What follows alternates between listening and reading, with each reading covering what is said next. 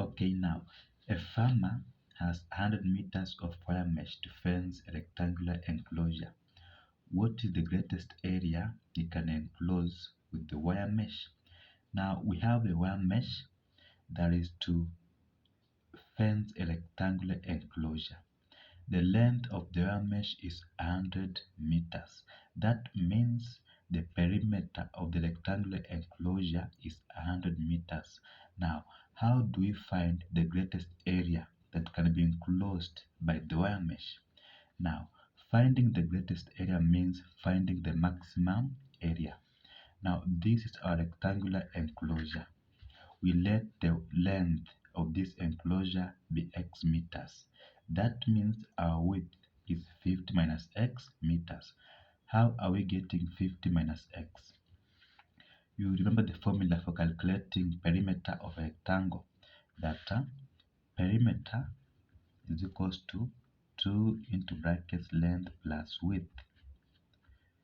Our perimeter is 100 meters is equals to 2 into our length is x meters plus our width. You are now finding the width. So you open the brackets, becomes 100 meters is equals to 2x plus 2w. So 100, what make w the subject? 100 minus 2x is equals to 2w. Divide by 2 both sides. So w is equals to 100 minus 2x over 2, which is the same as 50 minus x meters. So this is our width, which is this one here. Now we have the length, which is x meters, and the width, which is 50 minus x meters. We can now find the area of this rectangular enclosure. Area is equals to length times width. Area is equals to length times width, the area of a rectangle. Our length is x times our width is 50 minus x meters. So our area is 50 minus x squared meters squared. Now, to get minimum or maximum area, we differentiate the area. Now, when we differentiate the area, we'll get change in a with respect to x is equals to 50 minus 2x. But for maximum or minimum area, change of a with respect to x is always equal to 0. That means 50 minus 2x is equals to 0. Now, how have we differentiated the area to get this? We have area is equals to 50x minus x squared. So we subtract the power by 1. In our case here, it will be 50x 1 minus 1. This one becomes 50 minus, we subtract 1 from x, it will be x 2 minus 1. That means it will be 1 times x, which is 50 minus x. That's why we get 50 minus x. Now, we make x the subject, or get the value of x becomes 25. Now, how can we determine if the value of x is minimum or maximum? We use this table.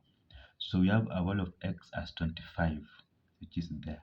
Now we pick other two values, one above 25 and the other one below 25. So in our case here, we pick 24 as the number below 25 and 26 as the value above 25.